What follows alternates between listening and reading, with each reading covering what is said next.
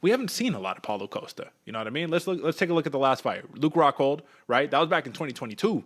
August 2022, bro. It's been a minute. Where's Costa been?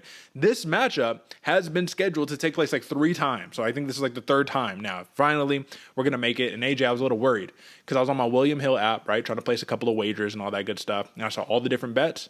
And you know what bet wasn't there? Whittaker versus Costa. So I was like, oh my God, something happened on the low, right? Luckily, it's there now. You can bet on it now. And that's why we got some juice for you guys. So let's talk about it. The former middleweight champion, Whittaker, Paulo Costa, wide open middleweight division right here. This has some stakes, like real legitimate stakes right here. So with the pressure of that going into it, what do we think about Robert Whittaker? Minus 210 favorite coming off of a pretty nasty loss against Dricus du Plessis, the current champion, but one that didn't look like the Robert Whittaker that we're accustomed to seeing. You know, what do you think about these numbers right here? I actually like it. I mean, it makes a lot of sense with the repertoire that Robert Whittaker brings. Minus 210 makes a lot of sense to me. Yeah, he gets a lot done, but yeah, he had the knockout loss and in very devastating fashion. But like you said, Derek, he didn't look like the Bobby Knuckles we knew in the past, right? Yeah, he's always been that calm, cool, collected fighter, but has that blitz going for him. And I think right there, that's what's going to be the key to this victory. If Robert Whittaker is able to get Paulo Costa, draw him in a little bit, get him to play the game, and then blitz on his ass and really start putting some knuckles to him, that's what I think he's going to see. And that's why I think the odds makers right here at minus 210 see Bobby Knuckles as the favorite. Do you see a lot of juice, though, Derek, coming out of that plus 175 corner for Costa? You know, I don't know, man. Like it's one of those where I look at it and I'm like, I almost feel like Whittaker should be a larger favorite just based off of their fight styles, right? Costa is a hammer. He's a fantastic hammer, not a fantastic nail, but a very, very good hammer, very durable, very tough, and is willing to walk forward and dictate where the fight takes place, right? But Whittaker, as you just mentioned, man, with that blitzy karate style, he's not really just going to hang out in the pocket. That's not a style that we see for Robert Whittaker. So it makes me wonder how much swinging and missing is going to be taking place for Paulo Costa. Or if he does land, is Robert Whittaker slightly compromised because when he got hurt from Dricus du Plessis, I believe it was a jab that hurt him. So is he compromised? Is this a matter of Costa just lands that shot and things start getting interesting? Where does the ground game take place in here? We know Whittaker can wrestle and we know Costa can grapple.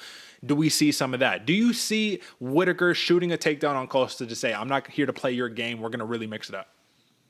I don't, Derek. Actually, if anybody's going to be shooting in my mind, it's going to be Costa, especially once the pressure gets put on him, starts breathing hard. We've seen him struggle with gas tank issues in the past. I think Costa's going to be the one looking to take this fight. But I'm glad you brought up the knockout, the knockout potential that Costa has, because at plus 300 money for a knockout, I think that's the way, if Paulo Costa wants to win this fight, his biggest chance to get it done. So how do you feel that Whittaker, on the other hand, is saying, I'm looking to spark him. I'm looking to get him out of there, right? It's not what you would really envision, per se, and you would hope that he wouldn't play that game. But if he feeds into the let's sit in the pocket and trade, I mean, Costa at plus money with plus 300 for the TKO, is that something that even if you're a heavy Whittaker bettor that you still hedge $5-10 and say, I'm just going to throw it on there and let's see what happens? Oh, absolutely. Throw 50 on it if you're really feeling like it, because Paulo Costa can get it done. We've seen I like the nickname you used earlier, the secret juice man. We've seen him be able to hurt people in situations. The question is, can he actually get into that position to get it done? That's where the big question comes into play, because I really like that if you're a Paulo Costa bettor, I really like that odd for him, and plus 300 for a knockout. He can get this done, especially if Robert Whittaker is compromised. Now, I'm going to take a step back here because I love talking about the full picture, right, of the matchup right here, the favorite, the underdog. But I'm just going to say we need to do track record reports sometimes. And we need to just remember Paulo Costa, very popular name, very big staple of what the UFC is. A lot of people know Paulo Costa. Oh, yeah, super buff. Both these dudes look like GQ models and all that good stuff, right? But this is what's important.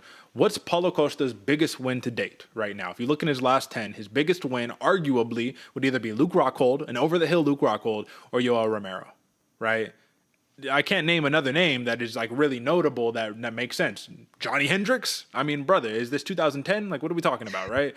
So outside of that, if you look at his 2 losses, it's to Israel Adesanya and it's to Marvin Vettori, 2 dudes who know how to play the game very well. I would say Whittaker has always been in that same camp of a guy who could play the game. So I'm going to take another leap of faith right here and another leap just to simply say, you smash this money line for Robert Whittaker right here if you're not down to take my prop, which on open was plus 130. When I got it, plus 150. Can't tell you what it's at right now, but I could tell you, run to your sports book and go find out. But I say you smash those right here, because if he can avoid getting stiffed, I think he plays the game, and I think he gets the victory against Paulo Costa, who is durable, who will be a little tougher to get out of there, in my opinion, than most. What do you think about that?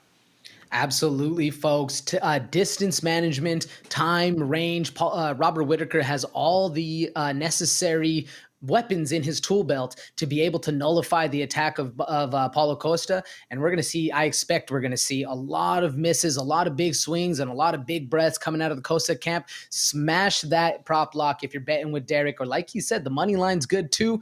This one's going to be a really fun fight, a very calculated fight that I'm very excited for. That's right. And the last thing that I will say is the only thing you got to take into consideration that's a little bit different. This is a 3-round fight. So whoever goes, you got to go. That is the entire point. If you're going to go quick and make your impact felt. So with that being said, that is the Bloody Water Podcast consensus pick right here. Robert Whittaker with the victory.